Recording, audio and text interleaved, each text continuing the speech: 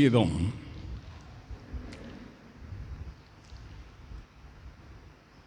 18ஆம் சங்கீதத்தில்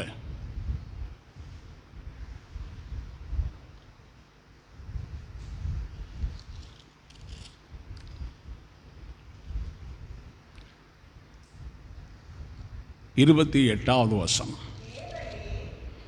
தேவரீர் என் விளக்கை ஏற்றுவீர், என் தேவனாகிய கர்த்தர் என் இருளை வெளிச்சமாக்குவார். நம்ம எல்லாரும் கர்த்தரை ஸ்தோத்திரிப்போம். தேவனுக்கு மகிழ்ந்தார். தேவன் ஒரு மனுஷனுக்கு விளக்கு ஏற்றணும் அப்படின்னு சொன்னால், ஸ்தோத்திரம், ஒரு முதல்வர் ஒரு மாவட்டத்துக்கு வர்றாரு, அல்லது ஒரு பிரதமர் ஒரு மாநிலத்துக்கு வர்றான்னு சொன்னால் அந்த ஏரியாவையே சுத்தம் பண்ணுவாங்க. ரோடு கீடு எல்லாத்தையும் பார்த்தீங்கன்னா சுத்தம் பண்ணி அவங்க வர்றதுக்காக செய்வாங்க. தேவன் நம்முடைய விளக்கை ஏற்றணும் அப்படின்னா நமக்குள்ளே இருக்கிற எல்லாத்தையும் என்ன செய்யணும்? சுத்தமாக்கணும். நமக்குள்ள எல்லாவற்றையும் நம்ம சுத்தமாக்கினா தேவன் விளக்கை என்ன செய்வார்? ஏற்றுவார். இருளை வெளிச்சமாக்குவார். இன்றைக்கு அதை செய்யணும் அப்படின்னு சொன்னால், அந்த பழைய மனுஷன் எது? என்ன சொன்னாலும் கேட்காத, என்ன சொன்னாலும் போகாத, என்ன சொன்னாலும் வராத ஒரு முரட்டு குணமான ஒரு பழைய மனுஷன், பழைய மனுஷி. அதை நீங்கள் என்ன செய்யணும்?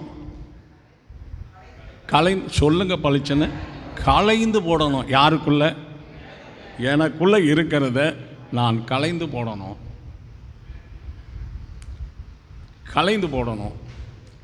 இப்போ கலைந்து சிந்த பரிசுத்தமாக இருக்கும்போது, வார்த்தை பரிசுத்தமாக இருக்கும்போது, இருதயம் பரிசுத்தமாக இருக்கும்போது, வாழ்க்கை பரிசுத்தமாக இருக்கும்போது தெய்வமே விளக்கை ஏற்றுகிறார்.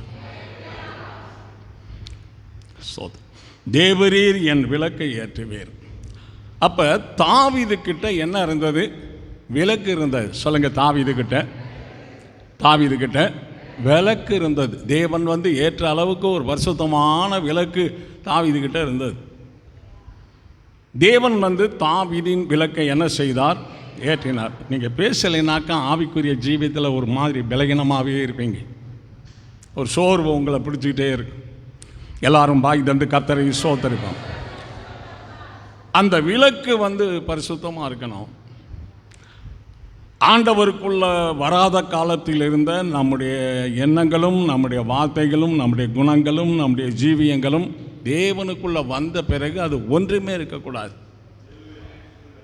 அவைகள் எல்லாம் என்ன செய்யணும்?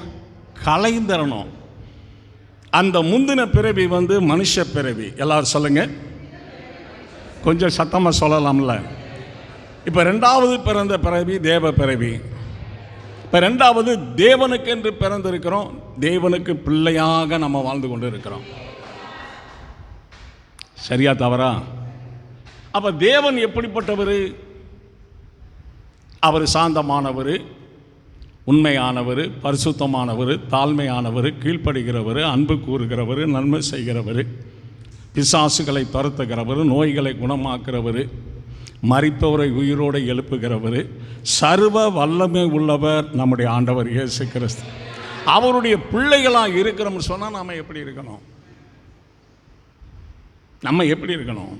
அவர் சித்தப்படி நம்ம இருக்கிறதா? நம்ம இஷ்டப்படி நாம் இருக்கிறதா?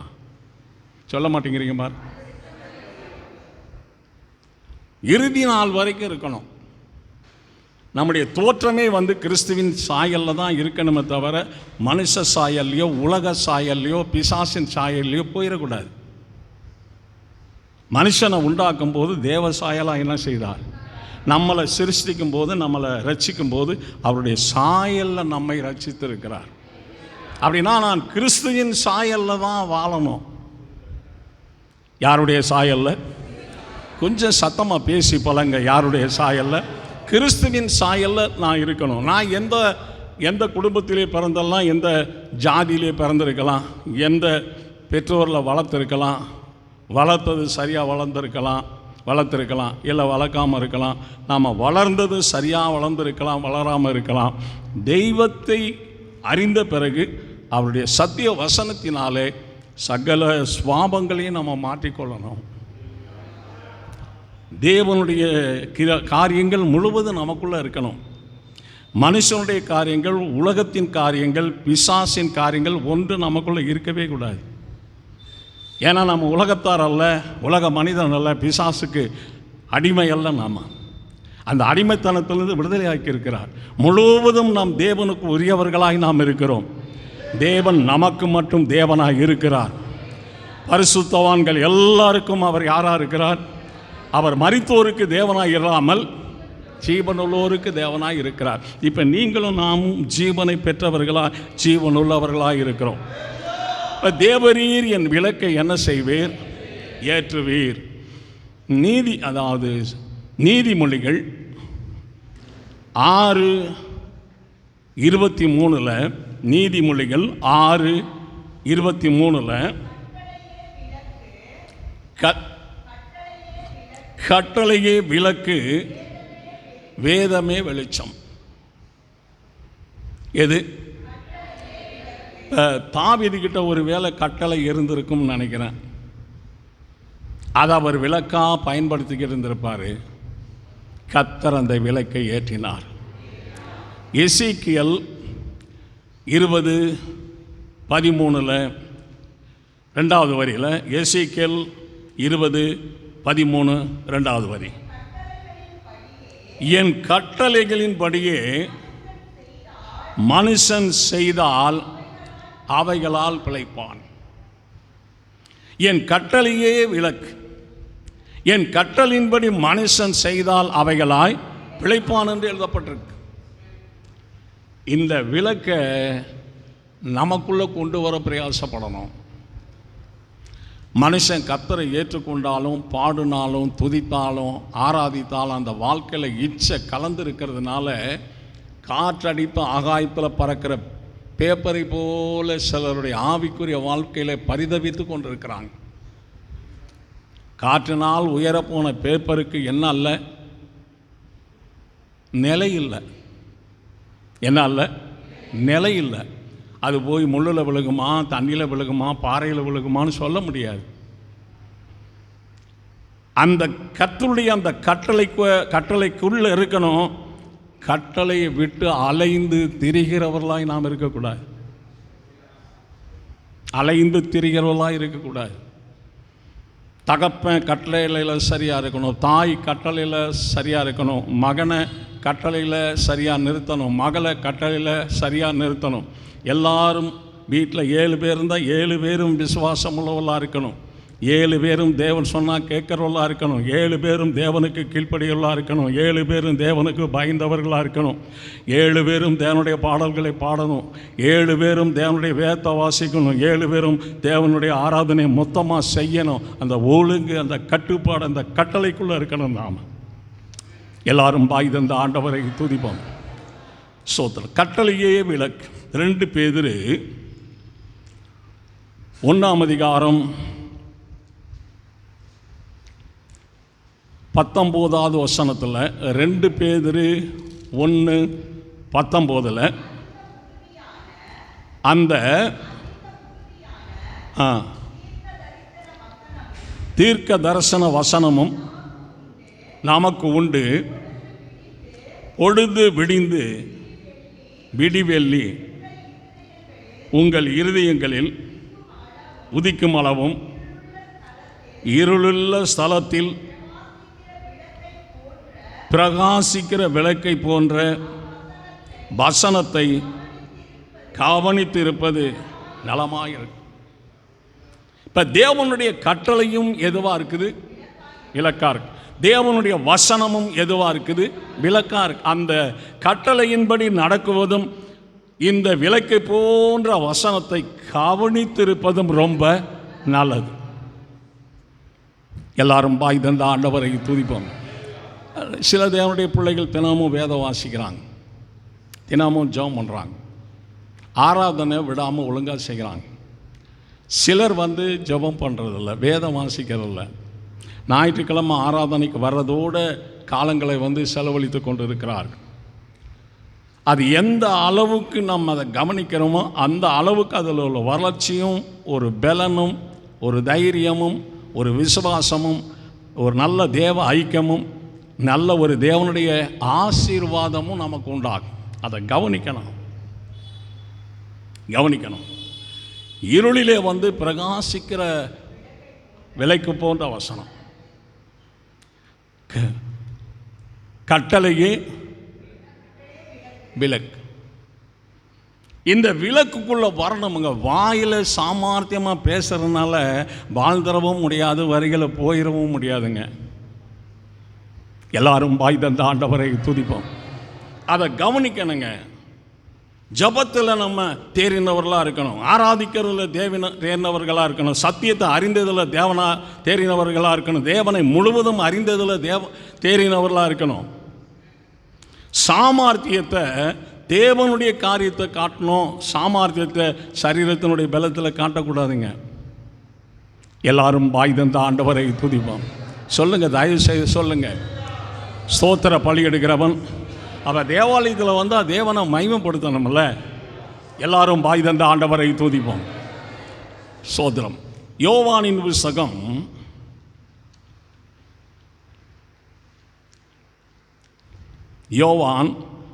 5ஆம் அதிகாரம் 35வது வசனத்தில் யோவான், கொஞ்சம் கவனிங்க, யோவான் 5:35. அவன் எரிந்து பிரகாசிக்கிற விளக்காயிருந்தான், நீங்களும் சில காலம் வெளிச்சத்திலே. இந்த யோவானை குறித்து ஆண்டவர் இயேசு ஜனங்களிடத்தில் சொல்றாரு, உலகத்திலே யோவான் இருந்தபோது எரிந்து பிரகாசிக்கிற வெளிச்சமாய் இருந்தான். ஒரு தனிப்பட்ட மனுஷன் எரிந்து பிரகாசிக்கிற விளக்காய் இருந்தான். அவன் வெளிச்சத்திலே நீங்களும் கலிகூற மனதாக இருந்தீர்கள் என்று சொல்லுகிறார். அப்போ ஒவ்வொரு சகோதரனும் யாரு? ஒவ்வொரு சகோதரிகளும். அது இருக்குதா விளக்கு, எரியுதா விளக்கு, பிரகாசிக்குதா விளக்கு, அது மற்றவர்களுக்கு வெளிச்சம் கொடுக்குதா விளக்குன்னு நீங்கள் பாருங்க. எல்லாரும் பாய் தந்த ஆண்டவரை துதிப்பாங்க. இப்போ தேவாலயத்தில் ஆராதிப்பது நல்லது. நம்முடைய வாழ்க்கையில் தேவனுக்கு என்ன செய்யணும், என்ன செஞ்சிருக்கிறோம், என்ன செய்யணும், இனிமேலாவது என்ன செய்யணும் யோசிக்கணுங்க. ஒரு ஆளு சொல்லுவோமா, நான் இங்கே ஆலயத்துக்கு வருகிறேன்னு சொன்னால் தேவனுடைய பிள்ளைகள் பரிசுத்தவான்கள் பாடுகிற பாட்டு கூட்டத்துக்குள்ளே நான் சிறந்த பாடகனாக இருக்கணும். அவர்கள் செய்கிற ஆராதனையில் நான் வளர்ச்சி பெற்ற ஒரு தேவனுடைய மனுஷியாக இருக்கணும். அந்த தேவனுடைய சித்தத்திலும் தேவனுடைய சத்தியத்திலும் தேவனுடைய ஆராதனையிலும் தேவனுடைய வாழ்க்கையிலும் முடிவு பரியந்தம் நிலைத்திருக்கிறதுக்கு என்ன செய்யணும்? முடிவு பரியந்த நிலைத்திருக்கணும். முடிவு பரியந்த நிலைத்திருப்பவனே ரட்சிக்கப்படுவான். நிலைத்திருக்கணும். சாலமோன் பெரிய ஞானி, விழுந்து போனார். சவுல் பயங்கரமான ஒரு வீரன், விழுந்து போனார். சிம்சோன் பெரிய பலசாலி, ஒரே ஒரு லேடிக்காக பெரிய தேவனை இழந்து போயிட்டார். நிற்கிறேன் என்று சொல்லுகிறவன் எச்சரிக்கையா இருக்கணும். நம்ம விருப்பத்திற்கு தேவனை தேட, நம்ம விருப்பத்துக்கு பாட, விருப்பத்துக்கு ஆராதனை செய்யக்கூடாது. தேவனே நான் என்ன செய்ய சித்தமா இருக்கிறேன், ஆண்டவருடைய சித்தம் செய்யணும். பிள்ளைகளை ஆண்டவருடைய சித்தம் செய்யணும். ஒன்று கவனிங்க, கொஞ்சம் தயவு பண்ணி. ஒரு கம்பெனியில் வேலை செய்கிறோம். 26 நாள் அந்த கம்பெனியில் வேலை இருக்கு. நாம் 15 நாள் வேலைக்கு போயிருக்கிறோம், 10 நாள் வேலைக்கு போகலை. இந்த வேலைக்கு போகாத நாள் வேலை நாள்னு அங்கீகரிக்கப்படுமா? அந்த 10 நாளைக்கு வேலைக்கு போகலைன்னா அதுக்கு சம்பளம் கிடைக்குமா? தேவன் அவராக இருக்கிறார். தேவனுடைய ஆராதனை அவருடைய ஆராதனை. இதில் ஆராதனைக்கு வருகிறதும் ஆராதனைக்கு விடுகிறதுமா இருக்குமானால் விட்ட ஆராதனை என்று எழுதப்பட்டிருக்கும், செய்த ஆராதனை என்று எழுதப்பட்டிருக்கிறோம். இப்போ 2000 ஆராதனை நம்மளை ஆண்டவர் செய்ய உலகத்தில் பூமியில் சபையில் நியமித்திருப்பார். ஆனால் ஒரு 500 ஆராதனை செய்துட்டா 1500 விட்டுட்டு நின்றுக்கிறதோம்னா தேவனோடு ஒரு ஐக்கியம் இருக்காது, ஒரு உறவு இருக்காது. எல்லாரும் பாய் தந்த ஆண்டவரை துதிப்போம். இப்போ என்னை 2000 ஆராதனை செய்யும்படி தேவன் நியமித்திருந்தால் 3000, 4000, 5000 செய்துட்டு ஆண்டவர்கிட்ட போனேன்னு சொன்னால் பரலோகத்தில் எனக்கு ஒரு மேன்மை இருக்குது, பரலோகத்தில் ஒரு கனம் இருக்குது, பரலோகத்தில் ஒரு வரவேற்பு இருக்குது, பரலோகத்தில் நமக்கு ஒரு பலன் இருக்கு.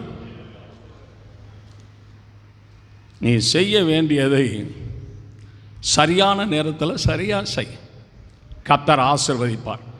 உலகத்தில் நடக்கிற சகல காரியங்களிலும் ஒரு தலைமை இல்லாமல் எந்த காரியமும் நடக்காது.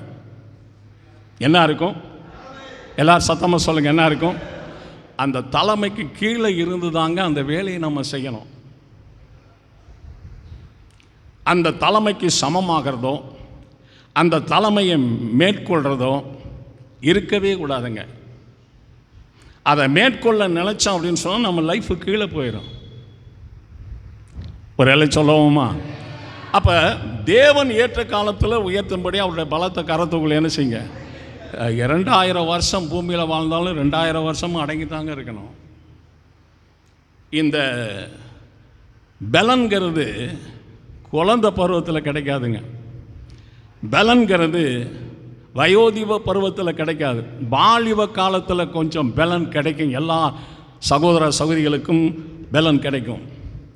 அந்த வாலிபத்தில் இருக்கிற பலனை தெய்வீகத்தில் செலவு பண்ணுறோமா அல்லது இச்சையில் பிசாசுக்காக செலவு பண்ணுறோமான்னு தான். அந்த பலத்தை எதுக்கு செலவு பண்ணுறங்கிறது தான் முக்கியமான காரணம், கருத்து. ஒரு அலை சொல்லவோமா?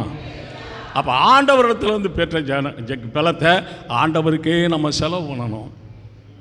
சொல்லுங்க, எனக்கு ஆண்டவர் தந்த பலத்தை கொஞ்சம் பையா சொல்லுங்க.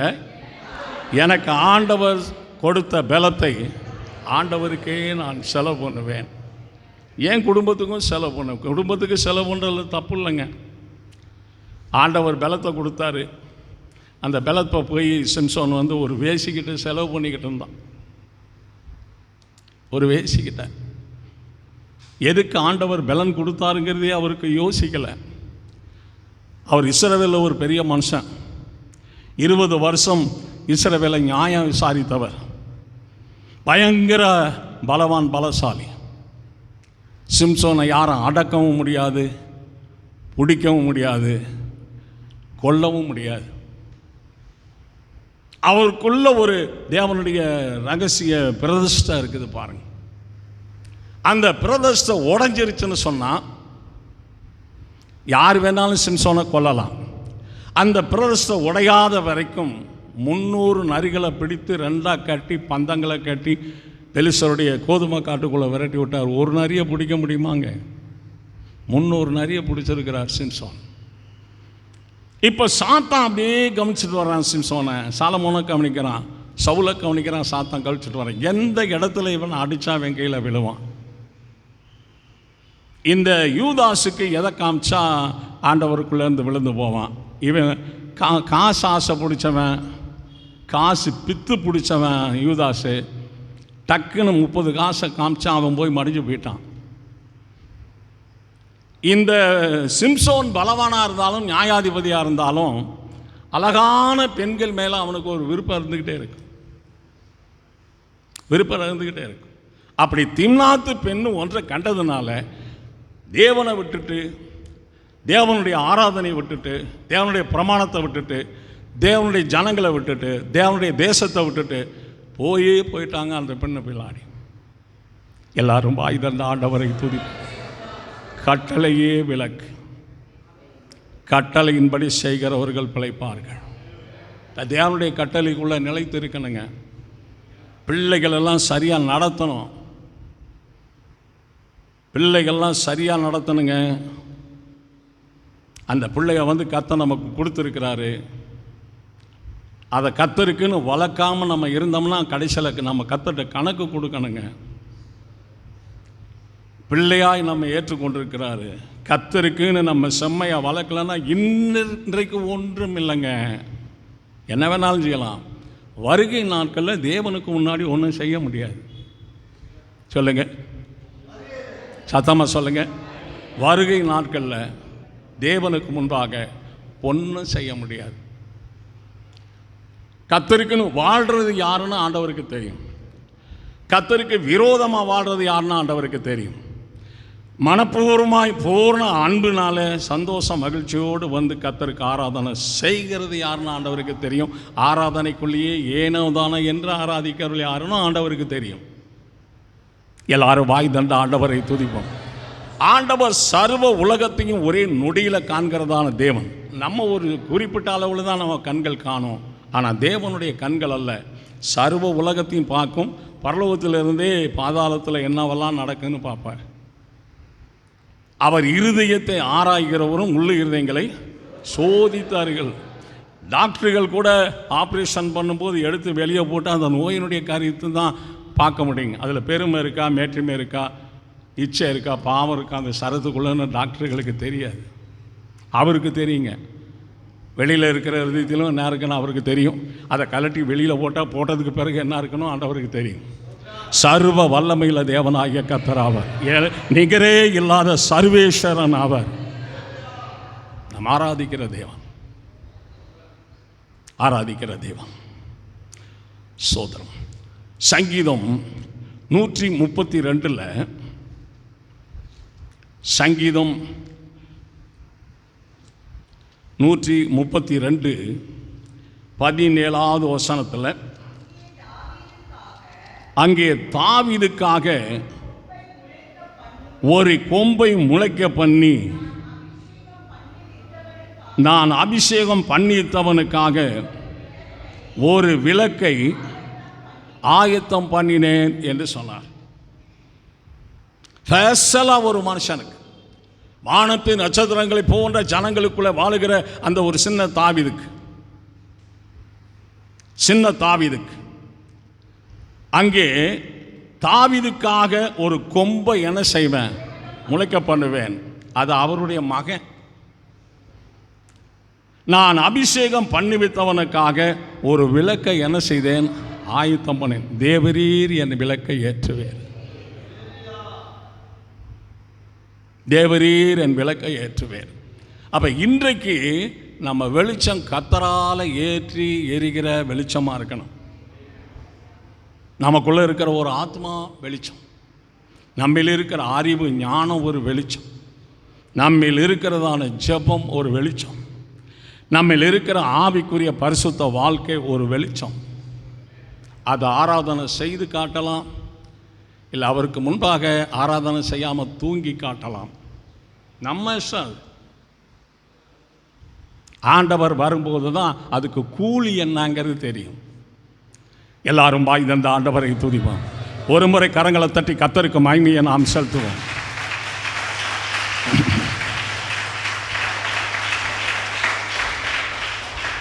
என்னாகமும்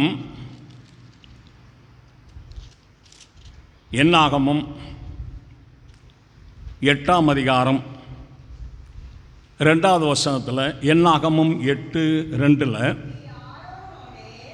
ஆரோனோடு சொல்ல வேண்டியது என்னவென்றால், விளக்குகளை ஏற்றும்போது 7 விளக்குகளும் விளக்கு தண்டிற்கு நேரே எரிய வேண்டும் என்று அவன் சொல் என்றார். இப்போ ஒரு விளக்கு இங்கே எரியுதுன்னா இன்னொரு விளக்கு இப்படி எரியக்கூடாதுன்னு ஒழுங்கை குறித்து ஆண்டவர் சொல்கிறார். ஒரு விளக்கு இங்கே எரியுது, ஒரு விளக்கு இங்கே எரியுது, அப்படி இல்லை. கரெக்டாக நேருக்கு அப்படி எரிய வேண்டும் என்று ஆரோனுக்கு சொல்லுன்னு சொன்னார். எல்லாரும் வாய் தந்த ஆண்டவரை துதிப்போம். இப்போ இந்த குழப்பங்களா, குளறுபடிகளா, கலக்கங்களா, பிரச்சனைகளா, திகைப்புகளா, போராட்டங்களான வாழ்க்கை இருக்கக்கூடாது. ஸ்டடியாக இருக்கணும். ஒரு தேவனுடைய மனுஷன் பூமியில் பரிசுத்தமானாய் கர்த்தரோடு ஐக்கப்பட்டுட்டா அந்த குடும்பத்தில் வருக வரைக்கும் சண்டை இருக்கக்கூடாதுங்க. சண்டை போடுறீங்கன்னு சொன்னாக்கா அது நீங்கள் ஆவிக்குரிய குடும்பமாக நடத்தாமல் ஒரு சின்ன மிலிட்ரியை வீடாக்கி நடத்தினது போல் ஆகும். சரி வர அதை தேவன் பரலோகத்துக்கு கொண்டு போக மாட்டார். ஏன்னா இங்கே ஆண்டவர் ஏற்றுக்கொண்ட பிறகு சகோதரிகள் சண்டை போட்டாலும் சகோதரிகள் போட்டாலும் நீங்கள் பரலோகத்துலேயும் சண்டை போடுவீங்கன்னு ஆண்டவருக்கு தெரியும். ஏன்னா தேவனை மீறி துணிஞ்சு பேசுகிறோம், துணிஞ்சு கோபிக்கிறோம், துணிஞ்சு சண்டை போடுறோம், துணிஞ்சு அடிக்கிறோம், துணிஞ்சு கெட்ட வார்த்தையை பேசுகிறோம். தேவனுக்கு முன்பாக துணிகரமா ஒரு அச்சம், ஒரு பயம், ஒரு நடுக்கம், ஒரு ஒழுக்கம், ஒரு கட்டுப்பாடு, ஒரு கீழ்ப்படுதல், ஒரு அமைதி வாழ்க்கையிலலாம் போயிடும். ஒரு அள்ளி சொல்லவுமா வாழ்க்கையில் இல்லாமல் போகணும். கிறிஸ்துவ வாழ்க்கை நடந்து காட்டக்கூடாதுங்க. கிறிஸ்துவ வாழ்க்கையை பேசி காட்டக்கூடாதுங்க. கிறிஸ்துவ வாழ்க்கையை வாழ்ந்து காட்டணுங்க. என்ன செய்யணும் சொல்லுங்க? என்ன செய்யணும்? வாழ்ந்து காட்டணுங்க. இப்போ காலையில் மன்னிக்கணும், நான் பெருமைக்கு சொல்ல, இப்போ காலையில் எபி வந்து பெங்களூரில் பிரசங்கம் பண்ணு. நேற்று என்னோட பேசு, நாளைக்கு செய்தி கொடுக்கணும்ப்பா, வசனம் பார்த்துக்கிட்டீங்க பாருப்பா. இப்போ நடக்கிற ஆராதனையில் ரோஜா ஒரு பகுதி வந்து என்ன செய்யுதுன்னா ஆலோசனை கொடுக்குது.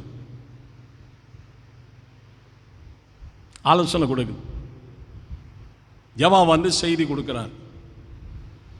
நம்ம குடும்பத்தில் அதிக நேரம் தேவனுக்கு செலவு பண்ணுகிறது யார்?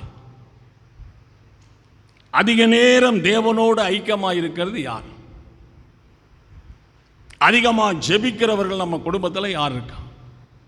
தேவ சத்தியங்களை பகுத்து ஆராய்ந்து குடும்பத்தாருக்கும் உறவினர்களுக்கும் மற்றவர்களுக்கும்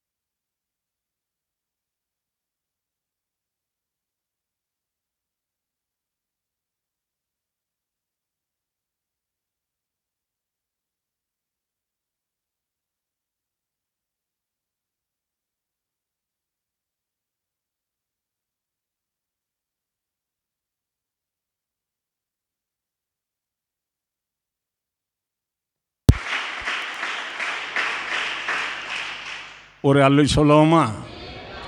இப்போ வீட்டில் பாடலையே பாடாமல், வீட்டில் ஜெபிக்காமல், ஆராதனைக்கு வராமல் இருக்கிறவரோடு சேர்ந்து எப்படிங்க நிம்மதியாக சாப்பிட்டு வாழ முடியும்? எல்லாரும் பாய் தந்த ஆண்டவரை துதி யோசித்து பாருங்க, யோசித்து பாருங்க. மான்குட்டி வீட்டில் வந்து நம்ம வளர்க்குறோம் அப்படின்னு சொன்னால், ரெண்டாவது ஒரு மான், மூன்றாவது ஒரு மானோட மானை வாங்கி வளர்த்தா நல்லா இருக்குங்க. அந்த மான்குட்டி இருக்கிறதான இடத்துல ஓனாயை கொண்டாந்து வந்து சேர்த்து வளர்க்கலான்னு வளர்த்தாக்கும் மான் உயிர் வாழ முடியாது. இப்போ வீட்டுக்குள்ளே உன்னை கொண்டு வர்றது நம்ம எப்படிங்கிறது கவனிக்கணும். கொண்டு வந்துட்டா அதை செப் பண்ணிடுறது எப்படிங்கிறது யோசிக்கணும். எல்லாரும் பாய் தந்த ஆண்டவரை துதிப்போம். அதை செப் பண்ணிடுறது எப்படி? நான் கர்த்தரை ஏற்றுக்கொண்டேன், நான் 80 வருஷம் பூமியில் வாழணும், கர்த்தரை ஏற்றுக்கொண்டேன், 80 வருஷம் வாழணும், 80 வருஷமும் கர்த்தருக்காகவே வாழணும்.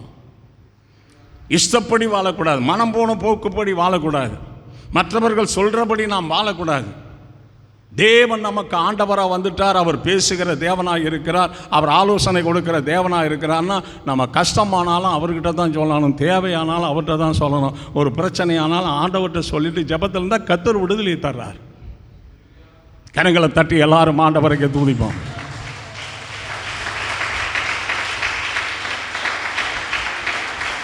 நமக்கு ஒரு சோதனை வந்துருச்சு, ஒரு பிரச்சனை வந்துருச்சுன்னு மனுஷனுக்கிட்ட சொன்னால் ஊரே சொல்லி நம்மளை கேவலப்படுத்துவாங்க. அதுதான் மனுஷனுக்கு தெரியும். ஆனால் தேவனுக்கிட்ட மட்டும் சொல்லிட்டோம்னா விடுதலை தேவன் தருவார். விரோதியை விலைக்கு போடுவார், இல்லைன்னா தீர்த்து கட்டிடுவார். அவருக்கு தெரியும் என்ன செய்யணும் அப்படின்ட்டு. கர்த்தர்கிட்ட சொல்லணும். கர்த்தர்கிட்ட சொல்லிவிட்டு கர்த்தரை நம்பி தைரியமாக இருக்கணும். நாம் விசுவாசம் நமக்குள்ளே இருக்கான்னு பாருங்கள். கிறிஸ்துவின் மேலே அன்பு நமக்குள்ளே இருக்குன்னு பாருங்கள். தேவனுக்கு பயப்படுகிற பயம் இருக்குதான்னு பாருங்கள். தேவனுக்கு கீழ்ப்படுதல் இருக்குதான்னு பாருங்கள். தேவன் உண்மை உள்ளவராக இருக்கிறது போல் நம்முடைய வாழ்க்கையில் உண்மை இருக்குதான்னு பாருங்கள். ஒரு வார்த்தையில் உண்மையாக இருக்கணும், ₹1 உண்மையாக இருக்கணுங்க. கரங்களை உயர்த்தி எல்லாரும் ஆண்டவரை துதிப்போம். கரங்களை தட்டி எல்லாரும் ஆண்டவருக்கு நாம் நன்றி செலுத்துவோம். ஆமென். தேவன் சொல்கிறாருன்னா நம்ம கேட்குறவர்களாக இருக்கணும். தேவன் சொல்கிறாருன்னா அப்படியே செய்கிறவர்களாய் நாம் இருக்கணும். அவர் உங்களுக்கு என்ன சொல்கிறாரோ அதன்படி செய்யுங்க. அவர் உங்களுக்கு என்ன சொல்லுகிறாரோ அதன்படி செய்யுங்க. எல்லாரும் பாய் தந்த ஆண்டவரை துதிப்போம். அப்போஸ்தலர் 20ஆம் அதிகாரம்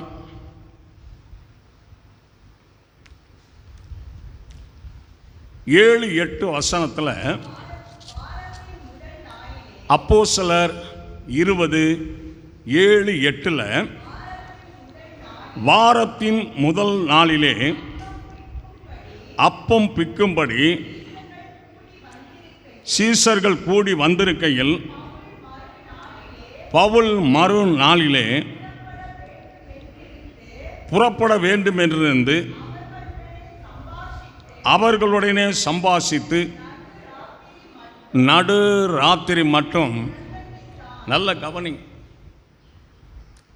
ஒரு பிரசங்கம் எக்ஸ்ட்ரா போச்சுன்னு சொன்னால் அன்போடு கூட கேட்கணுங்க.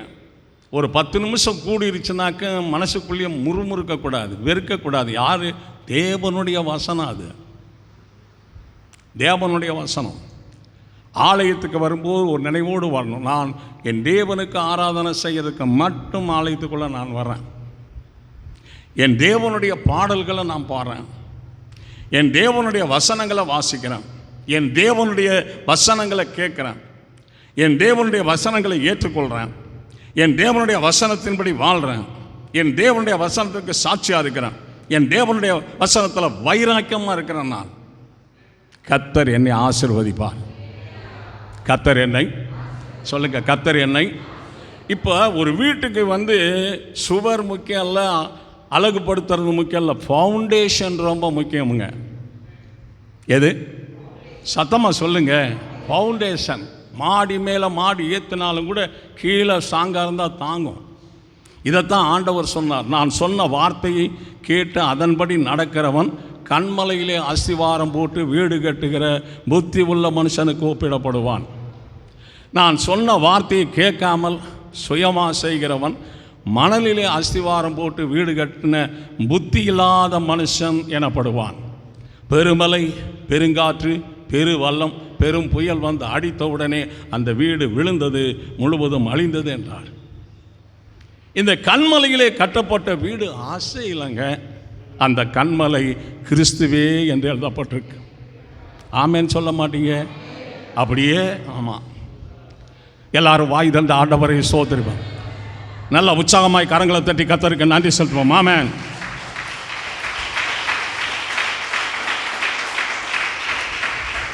நடு ராத்திரி மட்டும் பிரசங்கித்தார். அவர்கள் கூடியிருந்த மேல் வீட்டிலே அநேக விளக்குகள் இருந்தது. அவர்கள் கூடியிருந்த வீட்டில் அநேக விளக்குகள். வசனத்தின்படி நீங்கள் செய்யுங்க. யார் சொன்னாலும் கேட்காதீங்க, வசனத்தின்படி செய்யுங்க. எந்த ஒரு மனுஷன் குற்றம் சொன்னாலும், எந்த மனுஷன் குற்றம் சாட்டினாலும், குற்றம் செய்யாதவர்கள் யாரும் இல்லை. தன் குற்றத்தை உணராதவர்கள் குற்றம் சாட்டுகிறார்கள். தன் பிள்ளைகளை உணர்கிறவன் யார்? மறைவான குற்றங்களுக்கு என்னை நீங்களாக்கும். சத்திய வசனத்துக்குள்ளே இருக்கணுங்க. நான் ஒரு நாளைக்கு 3 மணி நேரம் செபிக்கிறேன். 3 மணி நேரத்தில் கொஞ்சம் வேலை இருக்குன்னா 1 மணி நேரம் டைம் வைப்பேன். வேலை இல்லைன்னா 1.5 மணி நேரம், 2 மணி நேரம் தொடர்ந்து செபிக்கிறேன். 3 நேரம் பாடி, 3 நேரம் வசனம் வாச்சு, 3 நேரம் ஜெபிக்கிறேங்க. அதனால தான் நான் கிறிஸ்துவுக்குள்ளே முதிர் வயதானாலும் பலசாலி மாதிரி நின்று பேச காரணம் அவருடைய பலன். கரங்களை தட்டி எல்லாரும் ஆண்டவருக்கு நன்றி செலுத்துவோம். ஆமென்.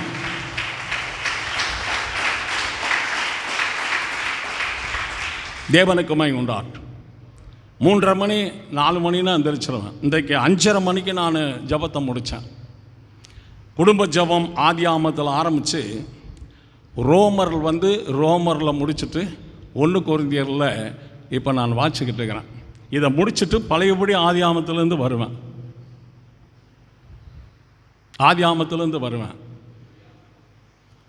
நம்முடைய பலன் நம்மளை பரலோகத்துக்கு கொண்டு போகாது. நம்முடைய படிப்பு பரலோகத்துக்கு நம்மளை கொண்டு போகாது. நாம் செய்கிற அருமையான வேலை பரலோகத்துக்கு கொண்டு போகாது. தினமும் சம்பாரித்து கையில் வச்சிருக்கிற பணம் பரலோகத்துக்கு கொண்டு போகாது. நம்மோடு கூட பிறந்தவர்கள் பரலோகத்துக்கு கொண்டு போக மாட்டாங்க. நம்முடைய உறவினர்கள் பரலோகத்துக்கு கொண்டு போக மாட்டார்கள். நம்முடைய நண்பர்கள் பரலோகத்துக்கு நம்மளை கொண்டு போக மாட்டார்கள். கிறிஸ்து ஒருவரே நம்மளை பரலோகத்துக்கு கொண்டு போகிறார். நல்ல கரங்களை தட்டி உற்சாகமாக செய்யலாம்ல.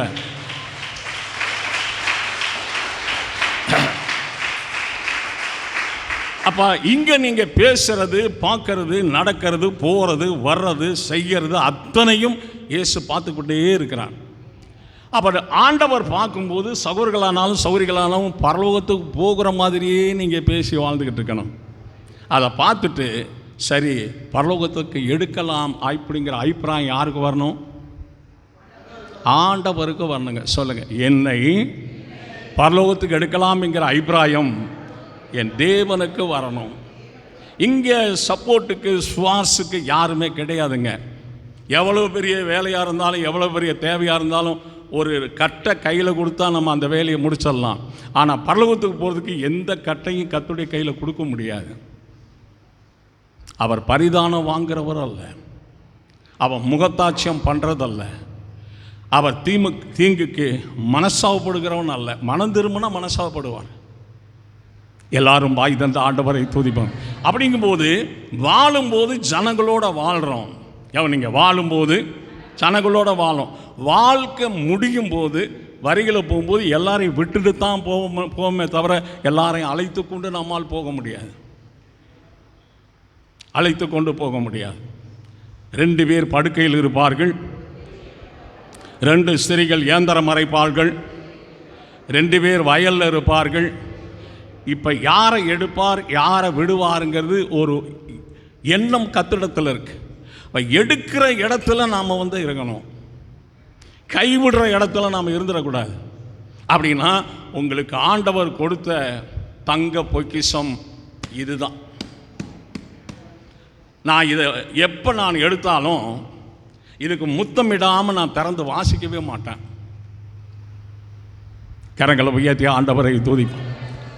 வாய் திறந்து மனதார கர்த்தருக்கு நாம் நன்றி செலுத்துவோம். கர்த்தருடைய வேதத்தில் பிரியமாக இருந்து இரவும் பகலும் தியானமாக இருக்கிற மனுஷன் அவன் நீர்க்கால்களின் ஓரமாய் நடப்பட்டு தன் காலத்தில் தன் கனியை தந்து இலையுதராது இருக்கிற மரத்தை பொறுப்பான். அவன் செய்வதெல்லாம் அவன் கேட்பதெல்லாம் கிடைக்கும். பிரியமாக இருக்கணுங்க வேதத்தில். சகல ஸ்கூல் புஸ்தகங்களும் சகல சட்ட புஸ்தகங்களும் அடியோட ஒரு நாள் அக்கினியில் எரியும். இந்த வார்த்தை என்றென்றைக்கும் நிலைத்திருக்கு. இது அழியாதது. கிறிஸ்துவும் அழிய மாட்டார். வானம் பூமி ஒளிந்தாலும் தேவனுடைய வசனம் ஒளிந்தே போகாது.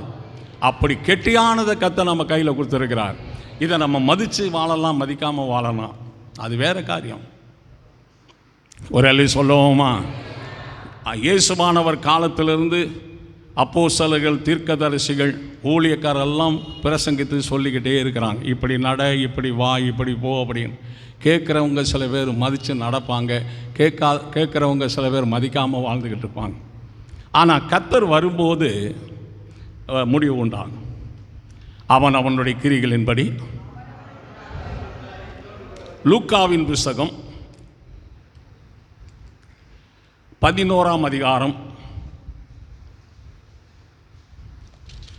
33வது வசனத்தில், லூக்கா 11:33, ஒருவனும் விளக்கை கொளுத்தி மறைவிடத்திலாவது மரக்காவின் கீழேயாவது வைக்காமல் உள்ளே வருகிறவர்கள் வெளிச்சம் காணும்படி விளக்கு தண்டின் மேல் என செய்வார்கள். விளக்கை கொளுத்தி மறைவிடங்களிலாவது மரக்காலின் கீழாவது வைக்காமல் விளக்கு தண்டின் மேல் வைப்பார்கள். அப்போ அந்த விளக்கின் வெளிச்சத்தை வர்றவங்கெல்லாம் பார்ப்பாங்கன்னு சொல்கிறார். அப்போ ஒரு வீட்டில் குடியிருக்கணுமா, சுற்றி இருக்கிற ஆள்கள்லாம் சொல்லணுங்க, இவங்க கர்த்தருடைய ஜனங்களுங்க, இவங்கள மாதிரி வாழவும் முடியாது, பேசவும் முடியாது, அமைதியாக இருப்பாங்கங்க, அவங்க உண்டு குடும்பம் உண்டுன்னு. சலசலப்பு, இரைச்சல் இவங்க குடும்பத்தில் அங்கெல்லாம் கேட்டதே கிடையாது. நல்லவங்க. சாட்சி விளங்கணுங்க, சாட்சி விளங்கணும். ஆராதனைக்கு வந்தாலும் ஆராதனையில் உட்கார்ந்துருக்கிற ஒழுங்குகளில் சாட்சியாக உட்காரணுங்க. நம்ம வாட்டில் உட்காரக்கூடாது. தெய்வ பயம் நமக்கு இருக்கணும். சகோதரர்கள் யோசிக்கணும், சகோதரிகள் யோசிக்கணும். பெற்றெடுக்க நமக்கு ஒரு தகப்பன் இருக்காங்க. ஆனால் நம்முடைய தகப்பனும் நம்முடைய தாயும் நிரந்தரமான கேரண்டி உள்ளவர்கள் அல்லவே அல்ல. அன்பு உள்ளவர்களாக இருப்பாங்க, கொடுத்து காப்பாற்றுகளாக இருப்பாங்க, கேரண்டி உள்ளவர்களாக இருக்க மாட்டாங்க. காரணம், அவர்கள் பிறப்புனாலையும் அவருடைய முடிவினாலையும் கர்த்தர் கொடுத்து அனுப்பியிருக்கிறார். முடிவு நாளிலேயே அவங்க நம்மளை விட்டுட்டு போயிடுவாங்க. உறவினர்கள்லாம் பேசுறதுக்கு வருவாங்க, பழகிறதுக்கு வருவாங்க, ஃபங்க்ஷனுக்கு வருவாங்க, சாப்பிடுவாங்க, ஹாயின்னு உல்லாசமாக பேசிட்டு போயிடுவாங்க. வாழ்க்கையின் நன்மை, வாழ்க்கையின் கஷ்டம் நம்ம மட்டும்தான் அனுபவிக்கிறோம். அந்த கஷ்டத்தில் நமக்கு உதவி செய்யவே ஆண்டவர் இயேசு இருக்கிறார். எல்லாரும் கைவிட்டாலும் ஆண்டவர் இயேசு நம்மளை கைவிடவே மாட்டார். வாய்தார் சொல்லுங்க, தேவன் என்னை கைவிட மாட்டார். இந்த பாருங்க, இப்படி சொல்லுங்க, தேவன் என்னை கைவிட மாட்டார். அப்படி சொல்லுங்க, தேவன் என்னை கைவிட மாட்டார். சொல்லுங்க, இயேசு என்னை கைவிட மாட்டார். கை தட்டுங்க. இயேசு என்னை கைவிட மாட்டார். காடும் புயல் வாரினும் ஏறும் காற்று வீசினும் இயேசு என்னை கைவிட மாட்டார். இயேசு நம்மை கைவிட மாட்டார். நல்லாடிங்க, நல்லாடிங்க. நம்மை கைவிட மாட்டார். காடும் புயல் வாரினும் ஏறும் காற்று வீசினும் அவர் என்னை கைவிட மாட்டார். பாட்ட ஆராதனை இப்படி தாங்க செய்யணும். இதுதான் ஆவிக்குரிய பாடல், ஆவிக்குரிய பாடல். இப்போ சில பேர் கையை இப்படி போட்டுட்டு என்னை கைவிட மாட்டார், என்னை கைவிட மாட்டார். என்னங்க விளங்கும்? என்ன பயபக்தி இருக்கு, என்ன தெய்வீகம் இருக்கு? எப்படி அந்த பாட்டை பாடணுங்கிற முறைகள் நமக்கு தெரியணும்ல. இப்போ நான் விளக்காக இருக்கிறேங்க இயேசு கிறிஸ்துவுக்குள்ள. கடுமையான புழுதியில், பெரிய குப்பையில், சகதி டேங்கில் விழுந்து கிடந்தேன் நான். கர்த்தரை ஏற்றுக்கொள்ளாத காலத்தில் கர்த்தர் எடுத்தாருங்க. ஆண்டவர் என்னை ஒரு விளக்காக மாற்றினார். எவ்வளவு பேருக்கு வெளிச்சம் கொடுக்குங்கிறது அவருக்கு தான் தெரியும்.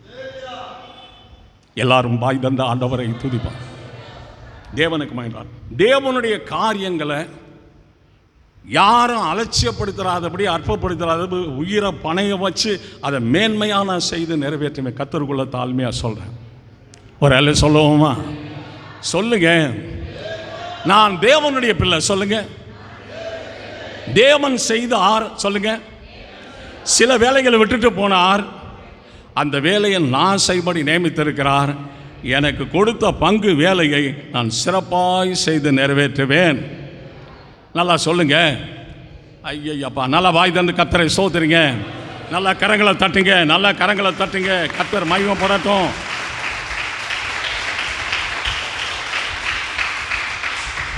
என் விளக்கை நான் மறைவிடத்தில் வச்சிடக்கூடாதுப்பா, மரக்காலை போட்டு மூடிடக்கூடாது. இந்த நாளிலே நான் விளக்கு தண்டில் வைக்கிறேன். நான் என் விளக்கை சொல்லுங்க, என் விளக்கை விளக்கு தண்டில் வைக்கிறேன். எல்லாருக்கும் வெளிச்சம் கொடுக்கட்டும். 1 சாமுவேல் 3ஆம் அதிகாரம் 3வது வசனத்தில், 1 சாமுவேல் 3ஆம் அதிகாரம் 3வது வசனத்தில், தேவனுடைய பெட்டி இருக்கிற கர்த்தருடைய ஆலயத்தில் தேவனுடைய விளக்கு அணைந்து போகும் முன்னே சாமுவேல் என்ன செய்தான்? தேவனுடைய விளக்கு. சோதரம். லூக்காவின் புஸ்தகம் 15ஆம் அதிகாரம்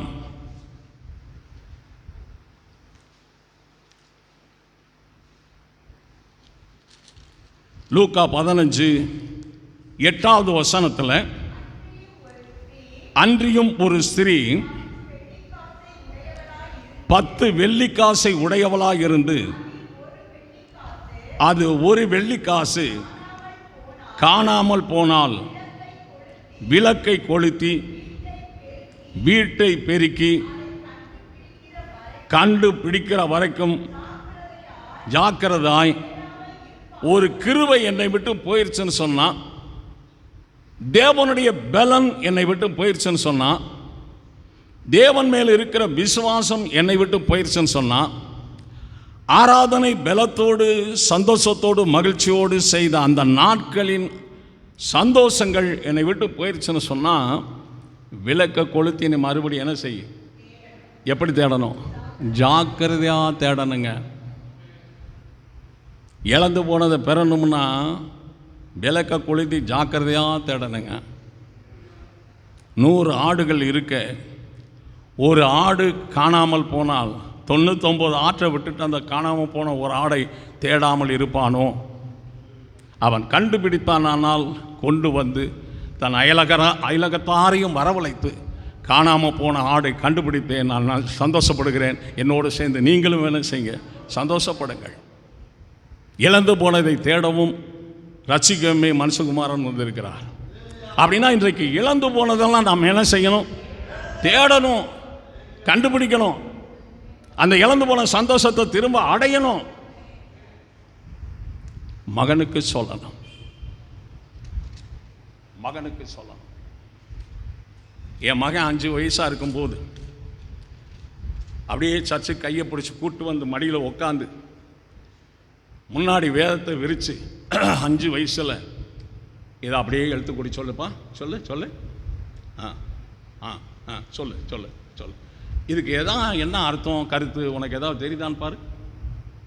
தெரியலப்பா, நான் அதை சொல்லி கொடுப்பேன். இதுதான்ப்பா அதனுடைய கருத்து. சர்ச்சு கூட்டு வந்து மடியில் தூக்கி உட்கார வச்சு ட்ரம்ஸுக்கை வந்து பையன் கையில் கொடுத்து, இது ஃபஸ்ட்டு ஸ்டெப்புப்பா, இது பார் ஃபஸ்ட்டு ஸ்டெப், இப்படி அடித்தோம்னா கர்த்தருடைய பாடலுக்கு இது ஒரு பாட்டுக்கு உதவும். இது பார், இது வந்து செகண்ட் ஸ்டெப், இப்படின்னு அந்த ட்ரம் பீட்டில் உள்ள பீட்டெல்லாம் சொல்லி கொடுத்துக்கிட்டே இருப்பான்.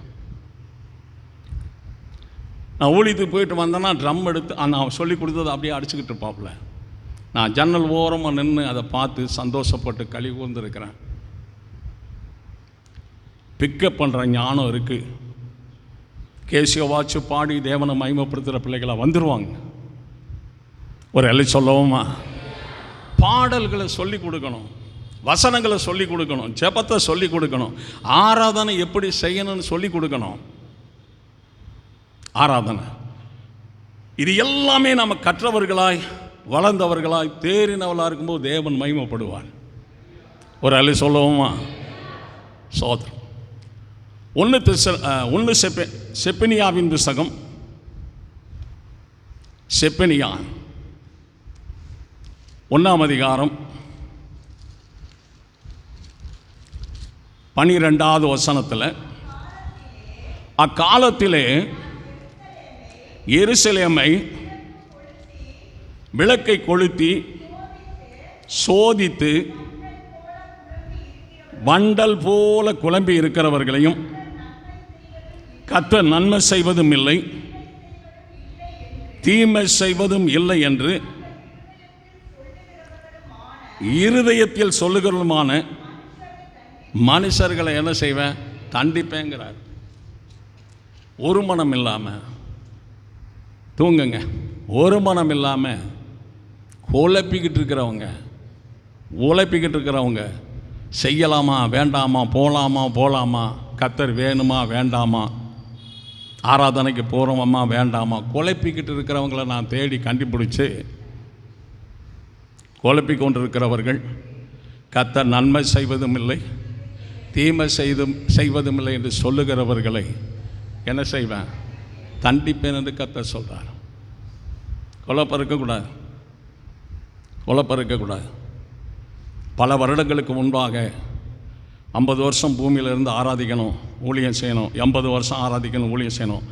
எப்படிப்பட்ட தீர்மானத்தில் எடுத்து நம்ம நின்னா இந்த வருஷங்கள்லாம் நம்ம வரக்கூடிய சோதனைகள் கஷ்டங்கள்லாம் தாண்டி நின்று ஊழியம் செய்து நாட்களை எப்படி நிறைவேற்றுவது, ஊழியத்தை எப்படி நிறைவேற்றுவது அன்றைக்கு தீர்மானம் பண்ணேன். நான் நிச்சயம் இல்லாதவனாக ஓடேன், ஆகாயத்தில் சிலம்பம் பண்ணுகிறவளை போல நான் காணப்பட மாட்டேன். பவுல் சொல்றார், தீர்மானிக்கணும். தீர்மானத்தின் விவரம் சொல்வேன் இருக்கு. தீர்மானம்னே ஒரு செய்தி இருக்கு பைபிளுக்குள்ள. எல்லாரும் வாய் தந்த ஆண்டவரை துதிப்போம். ஒரு பலன் இல்லாமல், ஒரு தீர்மானம் இல்லாமல், ஒரு தைரியம் இல்லாமல், ஒரு பலன் இல்லாமல், நான் செய்து தான் ஆவேங்கிற ஒரு வைராக்கியம் இல்லாமல், சும்மா அப்படியே தண்ணியில் விழுந்த பேப்பர் போல பேப்பரை தண்ணியில் போட்டால் என்ன செய்யும்? தங்கத்தையும் வெள்ளியும் எடுத்துகிட்டு வருமா? இல்லை, அது அப்படியே நனைஞ்சு ஊறி அழிஞ்சு போயிடும். உறுதி இல்லாதவர்கள், நிச்சயம் இல்லாதவர்கள், இச்சையம் முழுவதும் வெறுத்து விடாதவர்கள், லோத்து மனைவியை போல தேவனும் வேணும் அப்படின்ட்டு அந்த பின்னிட்டு பாராதனா பார்க்கக்கூடாதுங்க. அதுதாங்க சத்தியம். அந்த அம்மா தான் சௌரியத்துக்கு திரும்பி பார்த்து உப்பு தூண் ஆயிட்டாங்க. அப்படியே ஒரு கால் 2 காலையும் தரையில் ஊனி நின்னாங்களோ, இல்லை ஒரு காலை தூக்கிட்டு ஒரு காலில் நின்னாங்களோ தெரியல, உப்பு தூணாக மாறிட்டாங்க. தேவன் சொன்னால் அப்படியே செய்யணுங்க. ஒரு வேளை சொல்லவுமா? ஆண்டவர் கோடு கழிச்சா என்ன செய்யக்கூடாது? தாண்டக்கூடாது. அதுதாங்க தேவனுடைய பரிசுத்தவான்களுக்குரிய அடையாளங்கள். உறுதியாக இருக்கணும். எத்தனையோ பாடுகளை கிறிஸ்துவுக்காக நான் சகிச்சிருக்கிறேன். அவ்வளவுதான், கொன்றுவாங்க, செத்துருவோம்னு நான் பல நாள் நினச்சிக்கிறேன். ஏன்னா அங்கங்கே அனாதையாக படுத்து கிடக்கிறேன். வந்து நச்சுன்னு ஒரு வெட்டி விட்டா போதும். வினாடிக்கு வினாடி கிறிஸ்து பாதுகாத்தார். எல்லாரும் வாய் தந்த ஆண்டவரை துதிப்போம். இந்த காலையிலும் நாம் எல்லாரும் இருக்கிறது ஆண்டோடைய கிருபையே. சொல்லுங்க, நான் இருக்கிறது என் தேவனுடைய கிருபையில். நான் தேவனுக்கு வாங்கி கொண்டாற்று.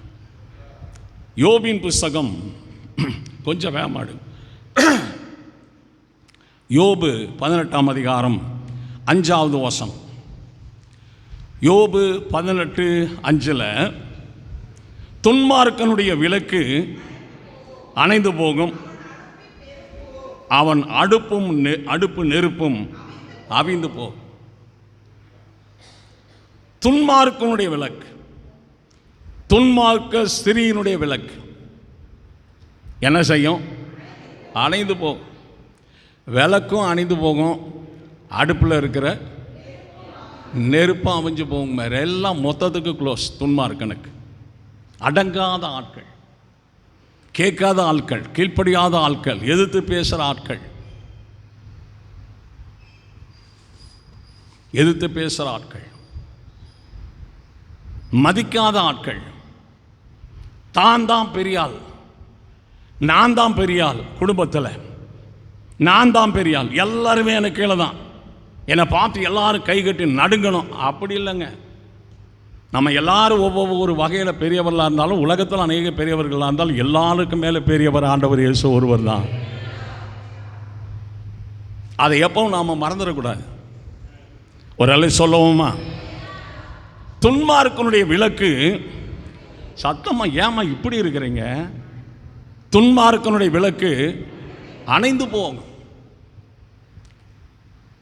நீதிமொழிகள் 31:18, நீதிமொழிகள் 31:18, தன் வியாபாரம் பிரயோஜனம் உள்ளதென்று அறிந்திருக்கிறார், இரவிலே அவள் விளக்கு அணையாதிருக்கும்.